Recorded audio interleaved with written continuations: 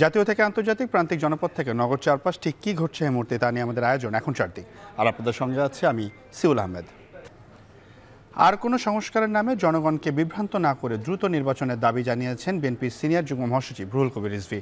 শুক্রবার সকালে রাজধানীর নয়াপল্টনে দলের কেন্দ্রীয় কার্যালয়ের সামনে বিএনপি চেয়ারপারসন খালেদা জিয়া ও ভারপ্রাপ্ত চেয়ারম্যান তারেক রহমানের রোগ মুক্তি কামনায় দোয়া মাহফিলে কথা বলেন তিনি বলেন, এখনও ফ্যাসিবাদের দোসররা রাষ্ট্রের গুরুত্বপূর্ণ দায়িত্বে রয়েছে, যারা সুযোগ পেলে আবারও ফুঁসে উঠবে। এসব দোসরদের বিচারে অন্তর্বর্তী সরকার দ্রুতই কার্যকর ব্যবস্থা নেবেন বলে প্রত্যাশা রিজভীর। বিএনপি সংস্কার বিরোধী নয় জানিয়ে তিনি আরও বলেন, সুষ্ঠু নির্বাচনের মাধ্যমে ক্ষমতার পরিবর্তন ও গণতন্ত্রের পুনঃপ্রতিষ্ঠা চায় বিএনপি।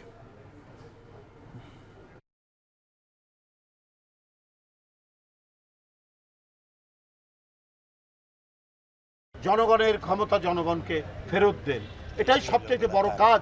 এটাই তো 16 বছর শেখ হাসিনা বন্ধ করে রেখেছিলেন। এই দরজায় খিল দিয়েছেন। এই আপনার বন্ধ দরজা আমাদের এখন খুলতে হবে। সেই খোলার জন্য জনগণকে দিতে হবে, তার ফিরিয়ে দিতে হবে তার ক্ষমতা, অর্থাৎ তার মনোনীত সরকার গঠন করতে হবে। তার কাছে দাবি করুন কি সংস্কার করতে হবে, যেটা জনগণের প্রয়োজনীয়, জনগণের উপকারে লাগবে, সেই সংস্কার করতে। নির্বাচনে যাদের জামানত বাজেয়াপ্ত হওয়ার শঙ্কা রয়েছে তারাই নানা কৌশলে নির্বাচন ঠেকানোর চেষ্টা করছে বলে অভিযোগ করেছেন বিএনপির ভাইস চেয়ারম্যান শামসুজ্জামান দুদু। শুক্রবার দুপুরে জাতীয় প্রেস ক্লাবে 2011 সালে জয়নুল আবেদিন ফারুকের ওপর হামলার প্রতিবাদ সভায় কথা বলেন তিনি বলেন, গণতন্ত্র ছাড়া বাংলাদেশকে রক্ষা করা যাবে না, মানুষের অধিকার ফিরিয়ে দেওয়া যাবে না। এই বিষয়টি বর্তমান সরকারকে মাথায় নিতে হবে। দেশের অস্থিরতা কাটাতে যত দ্রুত সম্ভব ফেব্রুয়ারি মাসের প্রথমে বা মাঝামাঝি নির্বাচনের তারিখ ঘোষণা করতে সরকারকে অনুরোধ করেন তিনি।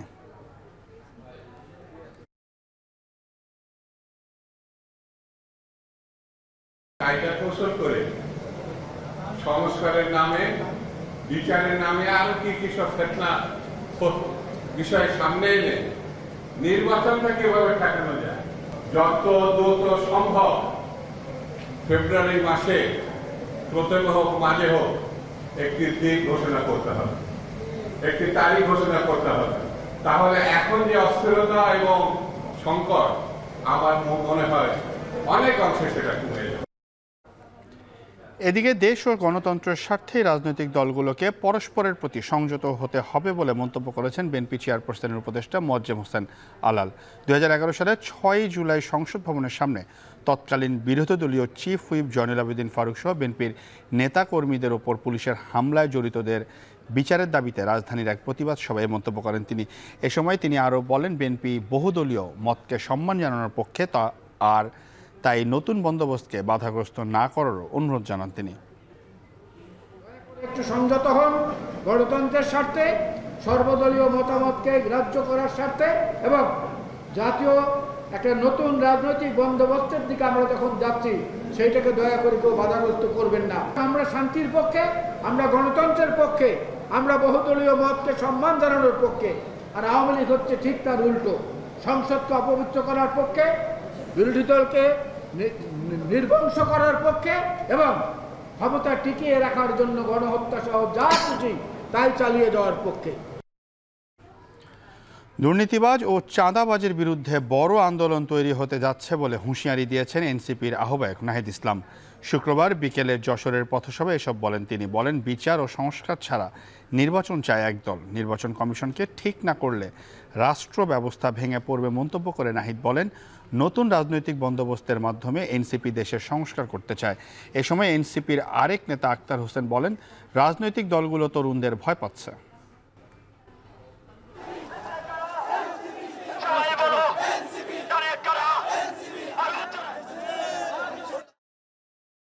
আমরা যখন বাংলাদেশের সংস্কারের কথা বলছি, বিচারের কথা বলছি, তারা তখন শুধু নির্বাচনের কথা বলছে।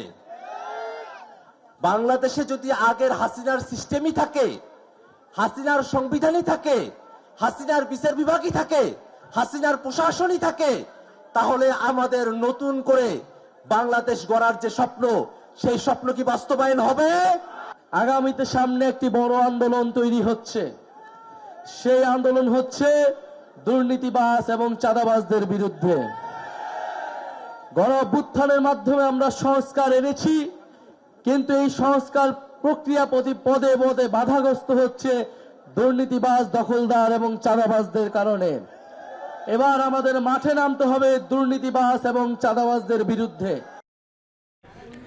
নির্বাচন কমিশনের উপর সন্দেহ তৈরি হচ্ছে মন্তব্য করে এনসিপি নেতা হাসনাত আব্দুল্লাহ বলেন, এনসিপিকে পরিকল্পিতভাবে নির্বাচন থেকে সরিয়ে দেওয়ার চক্রান্ত চলছে। শুক্রবার যশোরে জুলাই শহীদদের পরিবারের সাথে মতবিনিময়কালে এমন মন্তব্য করেন তিনি।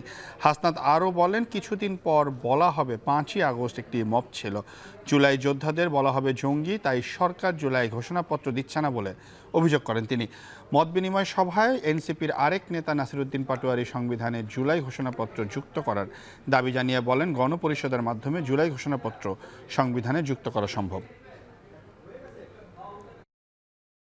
আওয়ামী লীগের ভোট টানার জন্য তারা এখন আপনাদেরকে মব বলা শুরু করছে, কিছুদিন পরে 5ই আগস্টকে মব বলা শুরু করবে, কিছুদিন পরে আপনাদেরকে জঙ্গি বানাবে। এখন এটার জন্য আপনারা তৈরি নাকি আপনারা এই জুলাই ঘোষণাপত্রকে আপনারা সংবিধানের স্বীকৃতির জন্য আবার একসাথে 3 আগস্টে শহীদ মিনারে একত্রিত হবেন? এখন এটা আপনাদের সিদ্ধান্ত। আওয়ামী লীগের দল হিসাবে বিচারটা নিশ্চিত করতে হবে, এই হাসিনার বিচার নিশ্চিত করতে হবে, এবং আওয়ামী লীগের যারা ভোট ডাকাতির সাথে যুক্ত ছিল, আওয়ামী লীগের হত্যা, নিপীড়ন, জেল, জুলুম, এই অবৈধ মামলা, জমি দখল, চাঁদাবাজি, টেন্ডারবাজি তাদের সাথে যুক্ত ছিল, অবশ্যই তাদের বিচার আমাদের নিশ্চিত। গত 31শে ডিসেম্বর আমরা বলেছিলাম যে শহীদ মিনারে এটা ঘোষণা দিব, এবং আমরা অলরেডি ড্রাফট করে সরকারকে দিয়েছি। এটা যদি আমরা না করতে পারি তাহলে আমাদের রক্ষা নাই। কারণ লিখিতভাবে আপনি যে গল্পগুলা বলতেছেন, এই গল্পগুলা 2 দিন পর হারিয়ে যাবে। লিখিতভাবে জায়গাগুলা থাকতে হবে। এই লিখিতর বাংলাদেশের সবচেয়ে বড় দলিলটা হলো সংবিধান।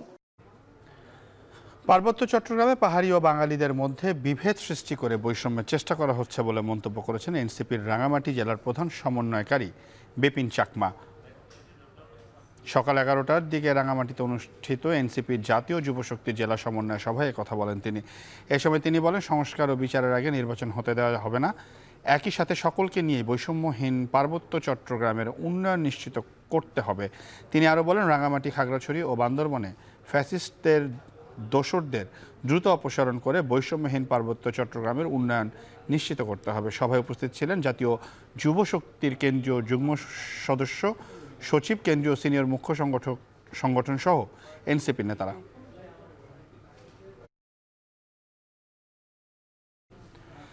ঢাকায় জাতিসংঘ মানবাধিকার কার্যালয় স্থাপনের সিদ্ধান্ত বাস্তবায়ন হতে দেওয়া হবে না বলে হুঁশিয়ারি দিয়েছেন হেফাজতে ইসলাম বাংলাদেশের সাধারণ সম্পাদক মামুনুল হক। শুক্রবার বাদ জুমা বায়তুল মোকাররমের উত্তর গেটে বাংলাদেশের জাতিসংঘ মানবাধিকার কার্যালয় স্থাপনের সিদ্ধান্তের প্রতিবাদে আয়োজিত এক সমাবেশে এই হুঁশিয়ারি দেন তিনি।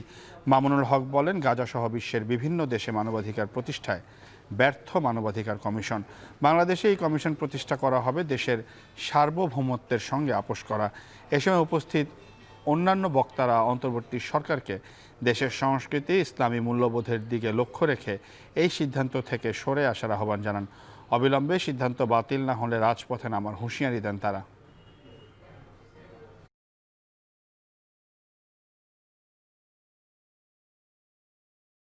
জাতিসংঘের মানবাধিকার কমিশনের ইতিহাস এবং তাদের এজেন্ডা সম্পর্কে আমরা খুব ভালোভাবে ওয়াকিবহাল। আমরা বাংলাদেশের মানুষের পক্ষ থেকে এদেশের স্বাধীনতা, সার্বভৌমত্ব রক্ষার স্বার্থে বাংলাদেশের মানুষের আবহমান কাল থেকে চলে আসা ধর্মীয় ইতিহাস এবং ঐতিহ্য রক্ষার স্বার্থে জাতিসংঘের মানবাধিকার কমিশনের কার্যক্রমকে বাংলাদেশে পরিচালনা করব সিদ্ধান্তকে রুখে দেওয়ার সিদ্ধান্ত ঘোষণা করছে। 297 কোটি টাকা অর্থ আত্মসাতের অভিযোগে দুর্নীতি দমন কমিশনের মামলায় গ্রেপ্তার জনতা ব্যাংকের সাবেক চেয়ারম্যান ডক্টর আবুল বারকাতের 3 দিনের রিমান্ড আবেদনের শুনানি পরে হবে জানিয়ে তাকে কারাগারে পাঠানোর নির্দেশ দিয়েছেন আদালত। দুপুরে ঢাকা চিফ মেট্রোপলিটন ম্যাজিস্ট্রেট আদালত এই আদেশ দেন। এর আগে বৃহস্পতিবার রাতে রাজধানীর ধানমন্ডি এলাকা থেকে আবুল বারাকাতকে গ্রেপ্তার করে ঢাকা মহানগর পুলিশের গোয়েন্দা বিভাগ।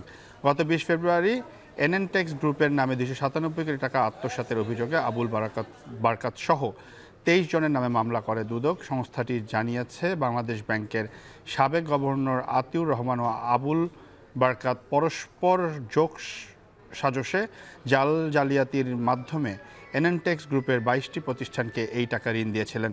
আতিউর রহমান তার সহযোগী অন্য ব্যক্তিরা বিভিন্ন অনৈতিক কৌশলে এই অর্থ আত্মসাৎ করেছেন বলে মামলায় অভিযোগ করা হয়েছে। এই মামলা কগনিজেন্সে নেওয়ার অথবা কোনো শুনানি করার সুযোগ নেই আইনগতভাবে। সেই কারণেই আসামিকে সিডব্লিউ দেওয়া হয়েছে এবং আসামির বিরুদ্ধে 3 দিনের পুলিশ রিমান্ডের একটা দরখাস্ত ছিল। এই দরখাস্ত সবগুলো আপনার সেটেল ডাউন হবে বিজ্ঞ সেশন জাজে গিয়ে। যে এন্টি করাপশনের যে মামলাটা বিজ্ঞ সিএমএ আদালতের তার শোনার কোনো এখতিয়ার নাই, শুধুমাত্র তিনি তাকে শোন আদেশ দেখিয়ে তাকে কারাগারে সিডব্লিউ বলে কারাগারে প্রেরণ করেছেন। রাজধানীতে কাঁচা মরিচ কেজি প্রতি বিক্রি হচ্ছে 350 থেকে 400 টাকায়। দাম বেড়েছে বেগুনেরও। বিক্রি হচ্ছে মানভেদে 120 থেকে 160 টাকা কেজি। বেড়েছে পটল, ঢ্যাঁড়স সহ প্রায় সব সবজির দাম। কেজিতে 10 টাকা বেড়েছে ব্রয়লার মুরগির দরও। টানা কয়েকদিনের বৃষ্টি ও বন্যার কারণে সরবরাহ কম এবং পরিবহন খরচ বেড়ে যাওয়াতে দাম বেশি বলছেন সংশ্লিষ্টরা। পেঁপে 40 থেকে 50 আর কাঁকরোল 80 থেকে 100 টাকা কেজি। বিক্রেতারা বলছেন গেল শুক্রবারেও এসব সবজির দাম কেজিতে 10 টাকা কম ছিল। আর ক্রেতার অভিযোগ বাজারে নজরদারি নেই সরকারের। বাজারে কেজিতে 10 টাকা বেড়েছে ব্রয়লার মুরগির দাম, বিক্রি হচ্ছে 160 টাকা কেজি। আর সোনালী মুরগির দাম 300 থেকে 320 টাকা। বাজারে ডিম বিক্রি হচ্ছে গেল সপ্তাহে 120 টাকা ডজন দরেই। সরবরাহ সংকটে চড়া প্রায় সব রকমের মাছের দর। আমরা তো মরিচ পাচ্ছি না, মরিচ তো এখন আমদানি অনেক কম। যে জায়গায় টনে মরিচ হয় ওই অনেক অল্প হইতেছে মরিচ। ইদানিং বৃষ্টির কারণে শাসিরা মাল উঠাতে হচ্ছে না, খেতে যারা মাল রয়েছে কম কম করে উঠে মার্কেটে ছাড়ে, এই কারণে মার্কেটের দামটা বাড়িয়েছে। সোনালী এখন বর্তমান বাজার 290-300, বলার চলতেছে 150-60, আর দেশি মুরগিটা আছে আপনার 590 বা 600 এরকম। 780 থেকে নিয়ে 750, যাতে হাটে মালের দাম কমে নাই, যাতে আমরা কম দামে বেচতে পারতেছি, আর ক্রেতা নাই বললেই চলে। টানা বৃষ্টির পর দেশের বিভিন্ন বাজারে বেড়েছে সবজির দাম। আর ট্রিপল সেঞ্চুরি ছাড়িয়েছে কাঁচামরিচের বাজার। এছাড়া স্বস্তি নেই মাছ ও মাংসের বাজারেও। কয়েকদিনের বৃষ্টিতে সিলেটের বাজারে তৈরি হয়েছে সরবরাহ সংকট। এতে টমেটো, কাঁকরোল, ঝিঙা, আলু সহ বেশিরভাগ সবজির দাম বেড়েছে কেজিতে 10 টাকা পর্যন্ত। তবে সবথেকে বেশি দামে বিক্রি হচ্ছে কাঁচামরিচ। সপ্তাহের ব্যবধানে 50 টাকা বেড়ে বিক্রি হচ্ছে 300 টাকা কেজি দরে। একই পরিস্থিতি রাজশাহীতে। গেল সপ্তাহে 140 টাকা কেজি দরে বিক্রি হওয়া কাঁচামরিচ বর্তমানে বিক্রি হচ্ছে 300 টাকায়। এছাড়া কেজিতে 20 টাকা বেড়ে বেগুন বিক্রি হচ্ছে 60 টাকায়। তবে কেজিতে 5 থেকে 7 টাকা পর্যন্ত কমেছে পটল, ঢ্যাঁড়স, ঝিঙা সহ বেশ কিছু সবজির দাম।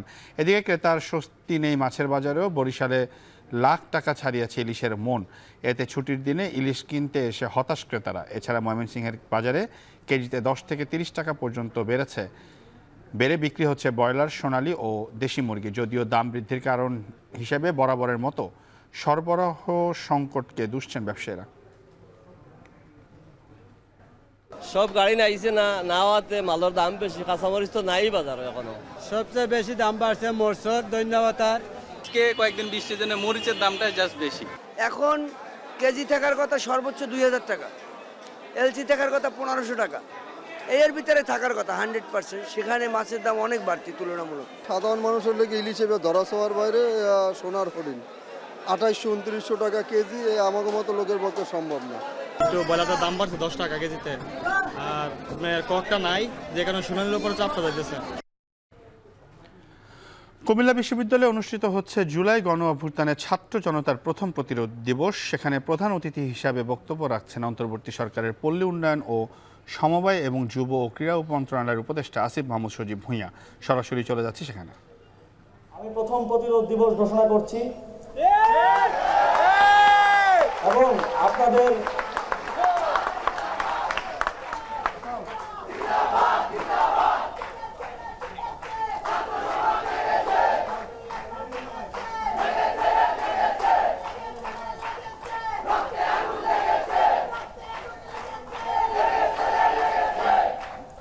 আপনাদের প্রতিরোধকে স্মরণীয় করে রাখার জন্য বিশ্ববিদ্যালয়ে যে স্মৃতি মিনার স্থাপনের উদ্যোগ নিয়েছে সেটাকে সাধুবাদ জানাই। এবং একই সাথে সরকারের পক্ষ থেকে আপনারা আবার প্রতিরোধ গড়ে তুলে, আমরা ডকুমেন্টারিতে দেখছিলাম, ঠিক ঢাকা চট্টগ্রাম মহাসড়কের যেই স্থানটিতে ব্লকেট করেছিলেন, যেই স্থানটি আপনারা বিজয় করেছিলেন সেদিন, সেখানে প্রতিরোধ মিনার স্থাপন করা হবে,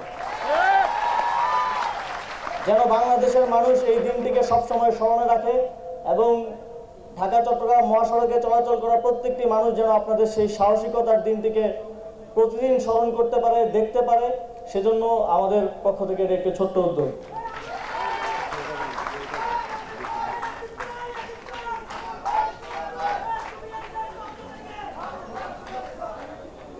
আপনাদের কিছু দাবি ছিল, কিছু দাবি বিশ্ববিদ্যালয়ের প্রশাসনের প্রতি ছিল। বিশ্ববিদ্যালয়ের প্রশাসনকে আমি আহ্বান জানাবো আপনাদের সেই দাবিগুলো যেন তারা দেখেন এবং সেক্ষেত্রে সরকারের পক্ষ থেকে যে কোনো ধরনের সহযোগিতা করতে আমরা প্রস্তুত আছি।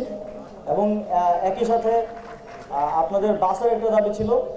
আমি জুলাই গণঅভ্যুত্থানে আপনারা যে অবদান রেখেছেন তার কাছে এটা খুবই কম, তবে আজকের এই দিনেই আপনাদেরকে স্থানীয় সরকার বিভাগের পক্ষ থেকে 3টি বাস উপহার দেওয়ার ঘোষণা করেছে।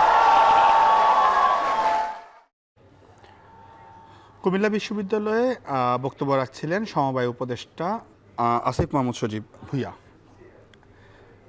এখন 4 থেকে নিচ্ছে একটা বিরতি, ফিরছি একটু পরে।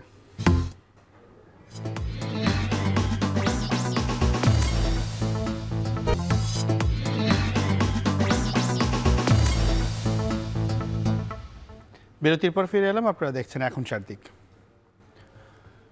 শুল্ক নিয়ে বাংলাদেশ যুক্তরাষ্ট্রের মধ্যে দ্বিতীয় দিনের আলোচনায় বেশ কিছু বিষয় একমত হয়েছে দুই পক্ষ। কিছু বিষয় অমীমাংসিত রয়ে গেছে। দুই দেশের মধ্যে বর্তমান ও ভবিষ্যৎ বাণিজ্যের গতি প্রকৃতি কেমন হবে সে বিষয়ে বৈঠকে যুক্তি তর্ক তুলে ধরে বাংলাদেশ।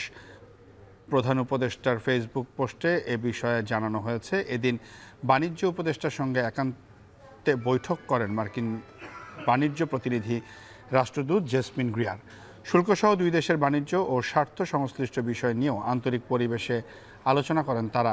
বাণিজ্য ঘাটতি কমাতে প্রতিশ্রুতিবদ্ধ দুই দেশ। বাংলাদেশে যেন ন্যায্যতার ভিত্তিতে শুল্কারোপ করা হয় সে বিষয়ে সার্বিক সহযোগিতার আশ্বাস দিয়েছেন মার্কিন এই প্রতিনিধি।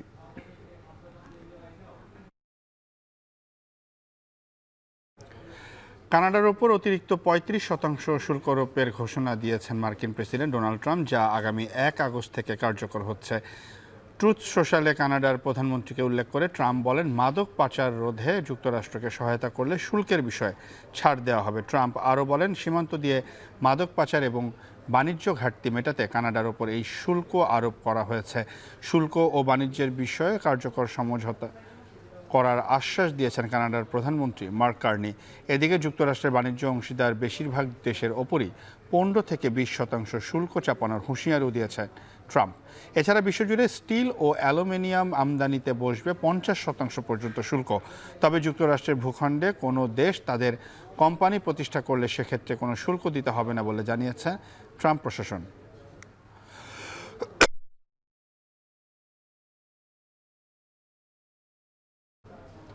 চীন ও কানাডার সঙ্গে বাণিজ্য, বিনিয়োগ ও মানবিক সহায়তা নিয়ে নতুন করে সহযোগিতার আশ্বাস পেয়েছে বাংলাদেশ।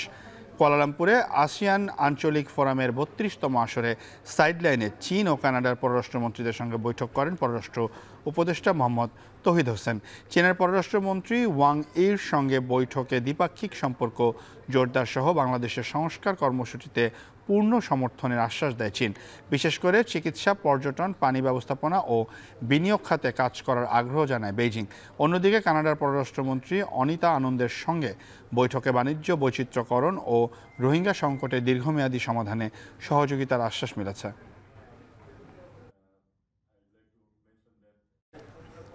চট্টগ্রাম নগরের কর্ণফুলী রপ্তানি প্রক্রিয়াকরণ এলাকার ফোম কারখানা আগুন 1.5 ঘন্টা পর নিয়ন্ত্রণে এসেছে। বেলা 2টার দিকে কেইপিজেডের ভিতরে জান্ট অ্যাক্সেসরিজ নামে ওই কারখানায় আগুন লাগে। চট্টগ্রাম ফায়ার সার্ভিসের নিয়ন্ত্রণ কক্ষ জানায়, বেলা 3টার দিকে আগুন লাগার খবর পেয়ে প্রথমে আগ্রাবাদ, ইপিজেড ও বন্দর ফায়ার সার্ভিসের 3টি ইউনিট ঘটনাস্থলে পাঠানো হয়। পরে আরও 3টি ইউনিট আগুন নিয়ন্ত্রণের কাজে যুক্ত হয়। কেইপিজেডের নির্বাহী পরিচালক মশিউদ্দিন বিন মিসবা বিষয়টি নিশ্চিত করেছেন।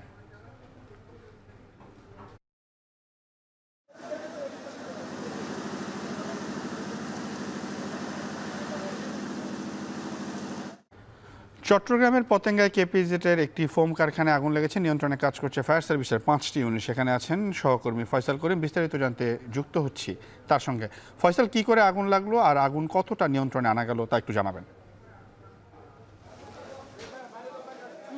সিউল, আমরা যেটি দেখেছি আসলে 2 ঘন্টার চেষ্টা আগুন নিয়ন্ত্রণে আনা গেছে। ফায়ার সার্ভিস, নৌবাহিনী এবং বিমান বাহিনীর বেশ কয়েকটি ইউনিট কাজ করে 2 ঘন্টার চেষ্টায় পুরোপুরি আগুন নিয়ন্ত্রণে আনে। আমরা আছি একেবারে কারখানার ঠিক ভেতরে, যেখানে আসলে আগুন লেগেছিল। একদম যেই কক্ষটিতে আগুন লেগেছিল তার ঠিক পাশের একটি কক্ষে আছি এবং এখন আসলে টের পাচ্ছি আগুনের যে ভয়াবহতা, যে ধ্বংসযজ্ঞ, সেগুলো কিন্তু আগুন রেখে গেছে। এবং যে ফোম কারখানাটি ছিল সেখানে ফোম সহ বিভিন্ন যন্ত্রাংশ এবং কেমিক্যাল পুড়ে গেছে, একেবারেই নিশ্চিহ্ন করে দিয়েছে কারখানার এক পাশ। এবং আমরা যেই পাশে আছি সেটি মূলত একটি আসলে যন্ত্রাংশের কক্ষ ছিল, যেখান থেকে আগুনের সূত্রপাত।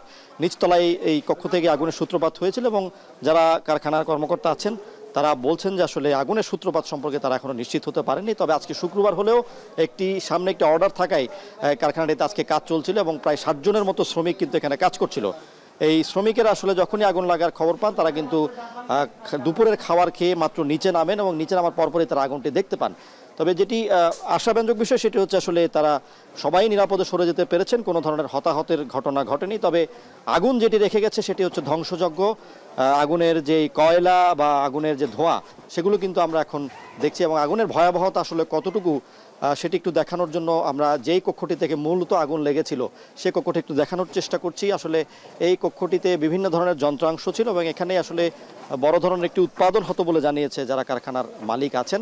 এবং সেই কক্ষটিতে প্রায় 2 ঘন্টা ধরে আগুন জ্বলে এবং আগুনের যেই শিখা বা যে ধোঁয়া সেটি কিন্তু অনেক দূর থেকে দেখা গেছে এবং আমরা বিভিন্ন সামাজিক মাধ্যমে দূরের যে কুণ্ডলি পাকানোর যে ভিডিও সেটি কিন্তু দেখতে পেরেছি। এবং এখন আসলে পুরোপুরি আগুন নিয়ন্ত্রণে এসেছে এবং ফায়ার সার্ভিসের 8টি ইউনিটের পাশাপাশি নৌবাহিনীর 6টি ইউনিট এবং বিমান বাহিনীর ইউনিটও কিন্তু এখানে অংশ নেয়। এবং এই কারখানাটি মূলত যারা মালিক আছেন বা কর্মকর্তা আছেন তারা বলছেন যে এটি পুরোপুরি একটি রপ্তানি ভিত্তিক কারখানা, যেখান থেকে বিভিন্ন আন্তর্জাতিক জুতা কোম্পানির জন্য উন্নত মানের ফোম তৈরি করা হয় এবং দেশের যে ফোমগুলো বিভিন্ন বিদেশে যে বিভিন্ন নামি দামি ব্র্যান্ডের জুতার কোম্পানিগুলোতে যায় তার 80% ফোম কিন্তু এখান থেকে তৈরি হয় এবং অত্যন্ত উন্নত মানের ফোম তৈরি করা হয় এবং দিনে কিন্তু প্রায় 12,000 কেজি ফোম কিন্তু এখান থেকে উৎপাদিত হতো এবং বিভিন্ন ধরনের অন্তত 10 রকম ফোন এই কারখানা শ্রমিকেরা উৎপাদন করে থাকে। তবে এখন যেহেতু এখানে ক্ষয়ক্ষতি হয়েছে, এখানে উৎপাদনে যেতে কিছুটা সময় লাগবে এবং তাৎক্ষণিকভাবে ফায়ার সার্ভিস বা যারা কর্মকর্তা আছেন তারা ক্ষয়ক্ষতির পরিমাণ সম্পর্কে আমাদের জানাতে পারেনি। পাশাপাশি কিভাবে আগুনের সূত্রপাত ঘটলো সে বিষয়টি এখন আসলে নিশ্চিত হওয়া যায়নি। সিওল, চট্টগ্রামের পতেঙ্গায় একটি ফোম কারখানায় আগুন লেগেছিল এবং সেই সম্পর্কে বিস্তারিত জানাচ্ছিলেন সহকর্মী ফয়সাল করিম। খুলনায় যুবদল নেতা মাহবুব মোল্লাকে গুলি করে ও রক কেটে হত্যা করেছে দুর্বৃত্তরা। দুপুর 1:30টার দিকে দৌলতপুর থানার পশ্চিম মহেশ্বর পাশায় নিজ বাসার সামনে তাকে হত্যা করা হয়। নিহত মাহবুব দৌলতপুর থানা যুবদলের সাবেক সহসভাপতি ছিলেন। স্থানীয়রা জানান, জুমার নামাজ পড়তে যাওয়ার সময় বাসার সামনেই মোটরসাইকেলে 3 দুর্বৃত্ত এসে মাহবুবকে গুলি করে এবং রক কেটে হত্যা করে। স্থানীয়রা মাহবুবকে উদ্ধার করে খুলনা মেডিকেল কলেজ হাসপাতালে নিয়ে গেলে চিকিৎসক তাকে মৃত ঘোষণা করেন। দৌলতপুর থানা বিএনপির সাধারণ সম্পাদক ইমাম হোসেন বিষয়টি নিশ্চিত করেছেন। এর আগে কুয়েটে ছাত্রদল ও বৈষম্য বিরোধী ছাত্রদের সংঘর্ষের ঘটনার পর দলীয় শৃঙ্খলা ভঙ্গের কারণে মাহবুবকে বহিষ্কার করা হয়েছিল।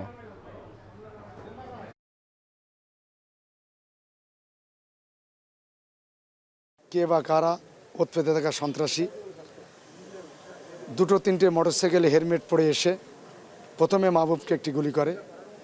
মাহবুব প্রাণে ভয়ে তার বাড়ির দিকে দৌড়ে পালাবার চেষ্টা করলে তারা তার পিছু নিয়ে তাকে জাপটে ধরে ফেলে মুখে 5টি গুলি করে। অনতিবিলম্বে এই খুনিদের দৃষ্টান্তমূলক শাস্তি আমরা দাবি করছি, সাথে সাথে যারা এটা খুন করেছে তাদেরকে গ্রেপ্তারের দাবি করছি। খুলনায় যুবদল নেতা মাহবুব মোল্লাকে হত্যার আরও খবর জানাতে খুলনা মেডিকেল কলেজ হাসপাতাল থেকে যুক্ত হচ্ছেন সহকর্মী তরিকুল ইসলাম। তরিকুল, কী কারণে এই হত্যাকাণ্ড, স্বজন ও পুলিশ কি বলছে, আর এই ঘটনায় এখন পর্যন্ত কেউ আটক হয়েছে কিনা আমাদের জানাবেন। সেউল, এই ঘটনায় এখনও কেউ আটক হয়নি। মাহবুব মোল্লাকে 1:30টার দিকে হত্যা করা হয়। তার বাড়ির সামনে তিনি তার একটি নতুন গাড়ি পরিষ্কার করছিলেন এবং সেখানে তিনি দাঁড়িয়েছিলেন।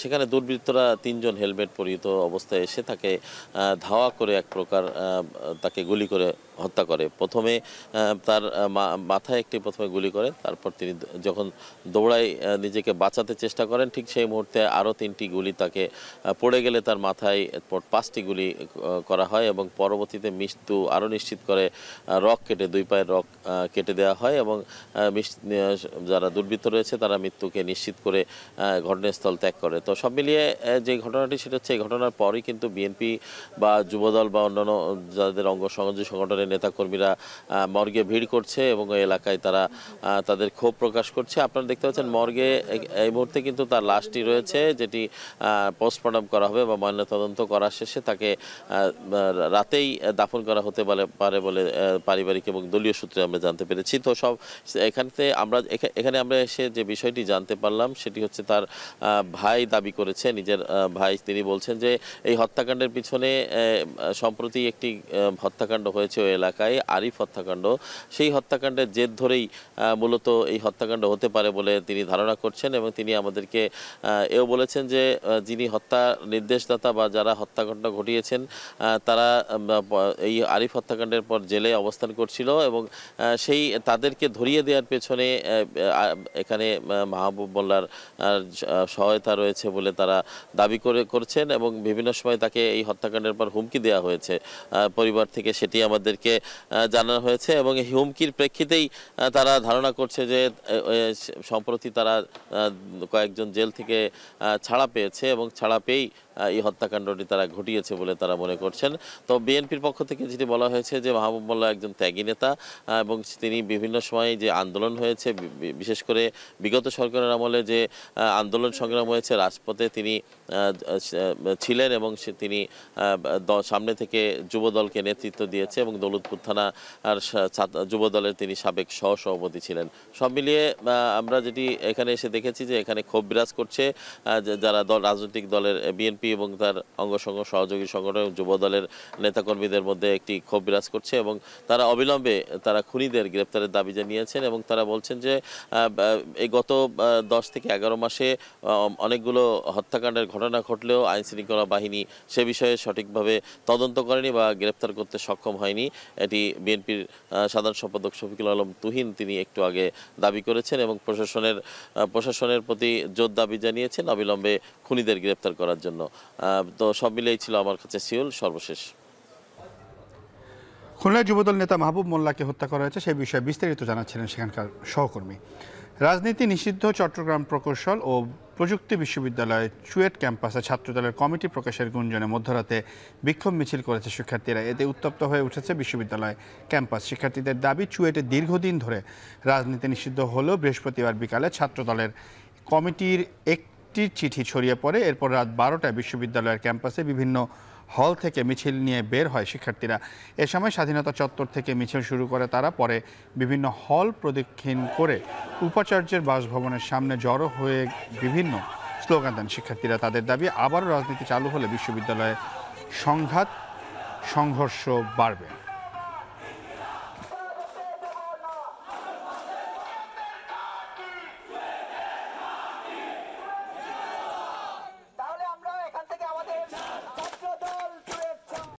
ঢাকা সিলেট মহাসড়কের ব্রাহ্মণবাড়িয়ার অন্তত 25 কিলোমিটার অংশে তীব্র যানজট তৈরি হয়েছে। বৃহস্পতিবার রাত থেকে শুরু হওয়া এই যানজটে সীমাহীন ভোগান্তিতে যাত্রীরা। ভয়াবহ রূপ নিয়েছে ঢাকা সিলেট মহাসড়কের যানজট। 5 মিনিটের পথ ঘন্টাতেও পার হওয়া যাচ্ছে না। বিশ্ব রোড গোলচত্বর থেকে আশুগঞ্জ গোলচত্বর পর্যন্ত 10.5 কিলোমিটার সড়কে খানাখন্দ ও সার্বিক দুরবস্থার কারণে যান চলাচলের অনুপযোগী হয়ে পড়েছে। ঘন্টার পর ঘন্টা আটকে থাকতে হচ্ছে যানগুলোকে। বেশ কিছু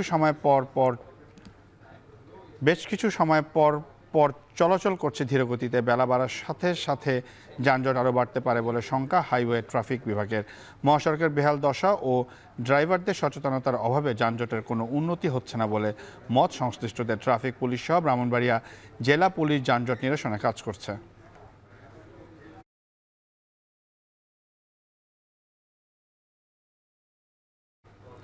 এনবিআরের নির্দেশনা মেনে ছুটির দিনেও সচল রয়েছে হিলি স্থলবন্দরের সকল কার্যক্রম। সকাল থেকে বন্দরে চলছে শুল্কায়ন, পরীক্ষণ ও পণ্য ছাড়করণের কাজ। সকাল থেকে হিলি স্থল শুল্ক স্টেশনে আসেন কাস্টমস কর্মকর্তারা। তবে সকাল থেকে ভারত থেকে নতুন করে কোনো পণ্য আমদানি হয়নি। হিলি কাস্টমসের রাজস্ব কর্মকর্তা MR জামান জানান, সপ্তাহখানেক ধরে সার্ভার সমস্যার কারণে আমদানি রপ্তানি কার্যক্রম কিছুটা ধীরগতি দেখা দিয়েছে। এতে ক্ষতি পুষিয়ে নিতেই জাতীয় রাজস্ব বোর্ডের নির্দেশনা মেনে বন্ধের দিনেও খোলা রয়েছে হিলি বন্দর। আমদানি রপ্তানি সংক্রান্ত যে কোনো কাজের জন্য কর্মকর্তারা প্রস্তুত রয়েছে বলে জানান তিনি।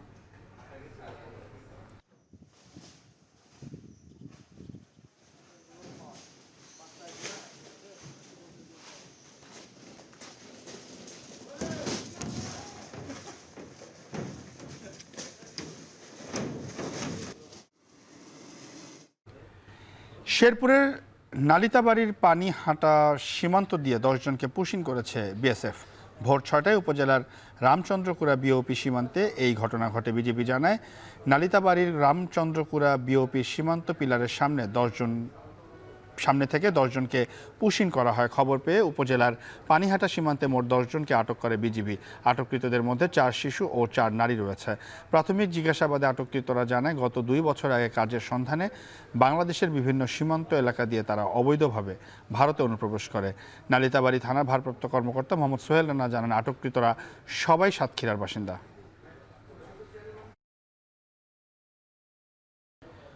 বন্যা ও বৃষ্টিতে দেশের 21 জেলায় 72,076 হেক্টর জমির ফসলি জমি তলিয়ে গেছে। কৃষি সম্প্রসারণ অধিদপ্তর এক বিজ্ঞপ্তিতে এই তথ্য জানায়। বিজ্ঞপ্তিতে বলা হয়, উত্তর পশ্চিম বঙ্গোপসাগরে সৃষ্ট লঘুচাপ এবং দেশের উপকূলীয় অঞ্চলে ভারী থেকে অতি ভারী বৃষ্টিপাতের কারণে ফেনী, নোয়াখালী, কুমিল্লা, খুলনা, বাগেরহাট, সাতক্ষীরা সহ দেশের মোট 21 জেলায় বেশ কিছু জায়গায় জলাবদ্ধতা তৈরি হয়েছে। এতে ধানের বীজতলা, পাট, শাকসবজি সহ ফসলের জমি পানিতে তলিয়ে ব্যাপক ক্ষয়ক্ষতি হয়েছে।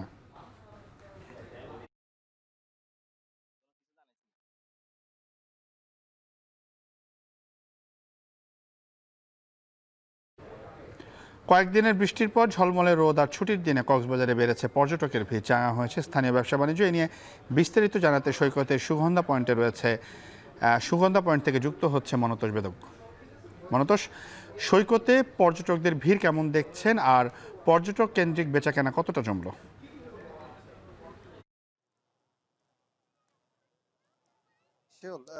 কক্সবাজারের প্রতি মানুষের যে চিরায়ত টান, সেই টানে কিন্তু ছুটির দিনগুলোতে মূলত এখানে পর্যটকদের ঢল নামে। আমরা আজকেও দেখছি যে পর্যটকদের ভিড় এখানে বেড়েছে এবং পর্যটকদের পাশাপাশি এই শেষ বিকেলে এসে স্থানীয় মানুষজন এখানে ভিড় করছেন সৈকতে, এবং সৈকত জুড়ে আসলে বিপুল মানুষের উপস্থিতি রয়েছে। এখনো অনেকে কিন্তু আমরা দেখছি যে অবেলায়ও সমুদ্র স্নান করছেন অনেকে, এবং দিনভর আসলে এখানে যে মানুষের উচ্ছ্বাস, দেশের বিভিন্ন প্রান্ত থেকে লোকজন এসেছেন তাদের যে উচ্ছ্বাস, সেটি আমরা দেখছি। এবং স্বাভাবিকভাবে পর্যটকদের যে উপস্থিতি, এটির কারণে এখানকার যে ব্যবসা বাণিজ্যগুলো রয়েছে সবখানে কিন্তু একটা চাঙা ভাব রয়েছে। এবং হোটেল রিসোর্টগুলোতে আমরা কথা বলেছি, হোটেল মালিকরা যেটি বলছেন, এই মুহূর্তে 50 থেকে 60% পর্যন্ত বুকিং রয়েছে। তবে গত সপ্তাহের তুলনায় এই যে কক্ষ ভাড়ার হার, সেটি কিছুটা কম। তারপরেও বলা যায় যে তাদের প্রত্যাশিত পর্যটক সমাগম কিন্তু এই ছুটির দিন ঘিরে হয়েছে, এবং গতকাল থেকে মূলত ছুটির দিন উপলক্ষে কিন্তু পর্যটকদের যে পদচারণা, সেটি বেড়েছে। সৈকত ছাড়াও এখানে বিভিন্ন দর্শনীয় স্থানে মানুষজনের আনাগোনা বেড়েছে। বিশেষ করে মহেশখালী দ্বীপের কথা যদি বলি, সেখানে যে ঐতিহাসিক আদিনাথ মন্দির রয়েছে, সেই মন্দিরে ভিড় রয়েছে। এর বাইরে এখানে কক্সবাজার টেকনাফ মেরিন ড্রাইভের যে পর্যটন স্পটগুলো, সেখানে লোকজনের বিচরণ বেড়েছে। এবং কক্সবাজার শহরের যে বৌদ্ধবিহার কিংবা এখানকার শহরের পার্শ্ববর্তী যে রাম উপজেলার বৌদ্ধবিহারগুলো, সেখানেও পর্যটকদের বিচরণ বেড়েছে। একইভাবে কক্সবাজারের চকরিয়া উপজেলার যে ডুলাহাজারার যে সাফারি পার্ক রয়েছে, সেখানেও পর্যটকদের আনাগোনা বেড়েছে। পাশাপাশি ছুটির দিন হিসেবে এখানে যারা স্থানীয় লোকজন আসছেন, তারাও কিন্তু এইসব পর্যটন স্পটগুলোতে ঘুরে বেড়াচ্ছেন নিজেদের মতো করে। আসলে উচ্ছ্বাসের সাথে নানা বয়সী মানুষ এখানে ভিড় করছেন। আমরা এখানে সৈকত কেন্দ্রিক যারা ব্যবসা বাণিজ্যের সাথে জড়িত রয়েছে তাদের সাথে কথা বলেছি। তারাও যেটি বলছেন যে পর্যটকদের স্বতঃস্ফূর্ত উপস্থিতি, এটির কারণে তাদের ব্যবসা বাণিজ্য যেহেতু তাঙা রয়েছে, তারা কিন্তু বেশ সন্তুষ্ট। শিওল, এই ছিল সবশেষ। কক্সবাজারে অনেকদিন বৃষ্টির পরে আবারও ঝলমলে রোদ উঠেছে, এবং সেই বিষয়ে বিস্তারিত জানাচ্ছিলেন আমার সহকর্মী। পাকিস্তানের বেলুচিস্তানে বাসের 9 আরোহীকে অপহরণের পর গুলি করে হত্যা করেছে দুর্বৃত্তরা। কোয়েটা থেকে লাহোরে যাচ্ছিল বাসটি। শুক্রবার স্থানীয় প্রশাসন জানায়, প্রদেশের উত্তরে ঝোপ জেলার কাছে এ ঘটনা ঘটে। পথে বাসটি থামায় বন্দুকধারী আততীয়রা। এই সময় তারা সবাই মুখোশ পরা ছিল। আরোহীদের বাস থেকে নামিয়ে 9 ব্যক্তিকে আলাদা করে শনাক্তের মাধ্যমে হত্যা করা হয় বলে জানা গেছে। প্রদেশের মুখ্যমন্ত্রী মীর সরফরাজ বুকতি জানান, পাকিস্তানি নাগরিক চিহ্নিত করে হত্যাকাণ্ড চালানো হয়েছে। হামলাকারীদের সন্ধানে অভিযান শুরু করেছে প্রশাসন। ইসলামাবাদের দাবি, হামলার নেপথ্যে ভারতের মদতপুষ্ট সন্ত্রাসীদের হাত থাকতে পারে। এদিকে টেক্সাসে ভয়াবহ বন্যার পর যুক্তরাষ্ট্রের North Carolina, Massachusetts, New Mexico আর ইলিনয়ে শুরু হয়েছে প্রবল বৃষ্টি। অনেক জায়গায় দেখা দিয়েছে তীব্র বন্যা। বিশেষজ্ঞদের বরাত দিয়ে সিএনবিসির প্রতিবেদনে বলা হয়, 1 সপ্তাহের কম সময়ের ব্যবধানে অন্তত 4টি প্রবল দুর্যোগের কবলে পড়ল যুক্তরাষ্ট্র। সাধারণত যা 1000 বছরে একবার দেখা যায়। নর্থ ক্যারোলাইনায় চলতি সপ্তাহে 24 ঘন্টায় সর্বোচ্চ 12 ইঞ্চি বৃষ্টি রেকর্ড করা হয়েছে। প্রবল বৃষ্টির পাশাপাশি বজ্রসহ ঝড়ের কবলে অঙ্গরাজ্যটি। কয়েক ফুট পানির নিচে তলিয়ে গেছে রাস্তাঘাট ও ঘরবাড়ি। নিউ মেক্সিকোর দুর্গম পাহাড়ি এলাকায় আকস্মিক ঢলে প্রাণ গেছে অন্তত 3 জনের। ইলিনয়ের শিকাগোতে 90 মিনিটে 5 ইঞ্চি পর্যন্ত বৃষ্টিপাত রেকর্ড করা হয়েছে। এছাড়াও ওয়েমাউথে প্রবল বৃষ্টিপাতে দেখা গিয়েছে বন্যা।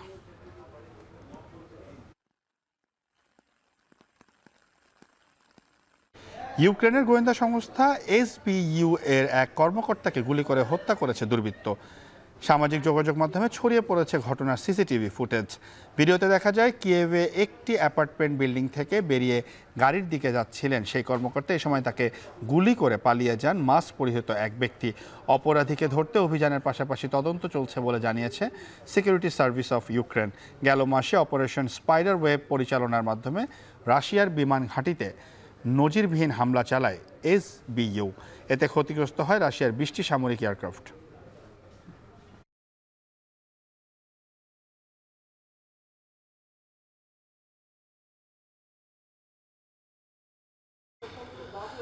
জাপান ও যুক্তরাষ্ট্রের সঙ্গে মার্কিন B-52 মডেলের বোমারু বিমান নিয়ে মহড়া চালিয়েছে দক্ষিণ কোরিয়া। শুক্রবার আন্তর্জাতিক জলসীমার ওপর চালানো এই মহড়ায় ভিডিও প্রকাশ করেছে দক্ষিণ কোরিয়ার প্রতিরক্ষা মন্ত্রণালয়। রয়টার্স বলছে, উত্তর কোরিয়ার ক্রমবর্ধমান ক্ষেপণাস্ত্র হামলার হুমকির বিরুদ্ধে প্রতিরোধ ব্যবস্থা উন্নত করতে চলতি বছরে প্রথমবারের মতো একটি মার্কিন B-52H কৌশলগত বোমারু বিমান দক্ষিণ কোরিয়ার একটি উপদ্বীপে মোতায়েন করা হয়েছে।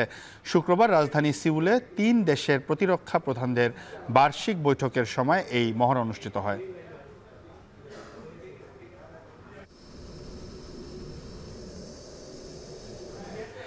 জন্মে শতবর্ষ পার করলেন আধুনিক মালয়েশিয়ার রূপকার মাহাথির মোহাম্মদ। বর্ণাঢ্য রাজনৈতিক ক্যারিয়ারে 2 দফায় 24 বছর মালয়েশিয়ার প্রধানমন্ত্রী দায়িত্বে ছিলেন এই বর্ষিয়ান রাজনীতিবিদ। মালয়েশিয়ার অর্থনীতিতে আমূল পরিবর্তন এনেছিলেন তিনি। তবে মাহাথিরের বিরোধী মত দমন ও মানবাধিকার রক্ষার বিষয়ে সীমিত অঙ্গীকার নিয়েও কম আলোচনা হয়নি। 1925 সালের 10 জুলাই মালয়েশিয়ার কেধা রাজ্যে জন্ম নেন তিনি। পেশায় একজন চিকিৎসক হলেও রাজনীতিতে সক্রিয় হন মাত্র 21 বছর বয়সেই। 1964 সালে পার্লামেন্টে প্রথমবারের মতো নির্বাচিত হন। 1981 সালে শপথ নেন প্রধানমন্ত্রী হিসাবে। দ্বিতীয়বারের মতো প্রধানমন্ত্রী নির্বাচিত হন 2018 সালে। তবে 2 বছর পর জোট সরকার ভেঙে যাওয়ায় পদত্যাগ করেন তিনি।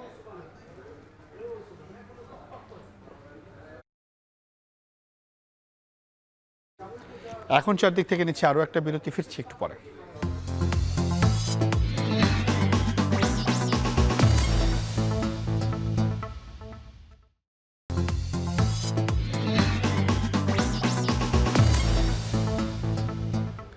বিরতির পর ফিরে এলাম আরও একবার। আপনারা দেখছেন এখন চারদিক।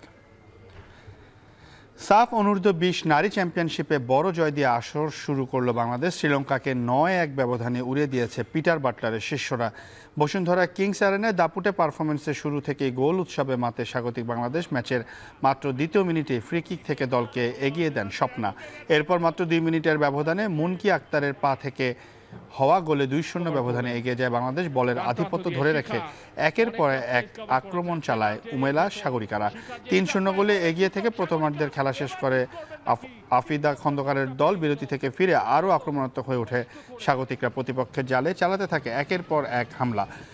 দ্বিতীয়ার্ধে আরও 6টি গোল পায় বাংলাদেশ। হ্যাট্রিক তুলে নেন নাম্বার 10 সাগরিকা। তবে ম্যাচের একেবারে শেষ মুহূর্তে একটি গোল শোধ করে শ্রীলঙ্কান মেয়েরা। তাতে ব্যবধান কিছুটা কমলেও পূর্ণ 3 পয়েন্ট নিয়ে মাঠ ছাড়ে বাংলাদেশের মেয়েরা। ওপেন নেট এবং সেখান থেকে বাংলাদেশের চতুর্থ গোল নাম্বার 15 মুনকি আক্তারের। বাংলাদেশ গোল বন্যা বইয়ে দিচ্ছে বসুন্ধরা কিংস অ্যারিনাতে। এএফসি এশিয়ান কাপের বাছাই পর্বের ম্যাচে হারের পর ফিফা র্যাঙ্কিংয়ে অবনমন দেখছে বাংলাদেশ। সিঙ্গাপুরের বিপক্ষে ম্যাচের পর এক ধাপ নিচে নেমেছে হামজা জামালরা। সবশেষ হালনাগাদের পর বাংলাদেশের অবস্থান 184তম স্থানে। নিজেদের সবশেষ 2 ম্যাচের মধ্যে ভুটানের বিপক্ষে প্রীতি ম্যাচে জয় পেলেও বাংলাদেশকে হারতে হয়েছে সিঙ্গাপুরের বিপক্ষের ম্যাচে, সেটাই এক ধাপ নিচে নামিয়ে দিয়েছে বাংলাদেশকে। দক্ষিণ এশিয়া অঞ্চলে এই মুহূর্তে জামাল ভুঁইয়াদের পেছনে আছে কেবল ভুটান, শ্রীলঙ্কা এবং পাকিস্তান। বাংলাদেশের পরের ম্যাচের প্রতিপক্ষ হংকং আছে র্যাঙ্কিংয়ের 147তম স্থানে।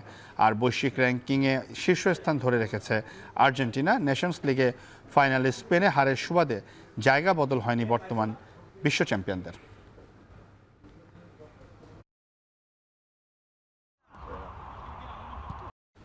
শেষ করছি এখন চারদিক। এখন টেলিভিশনের ওয়েবসাইট দেখতে ভিজিট করুন www.এখন.tv। এখন টেলিভিশনের ফেসবুক দেখতে ভিজিট করুন facebook.com/tv.এখন। এখন টেলিভিশন ইউটিউব দেখতে ভিজিট করুন youtube.com/c/এখন।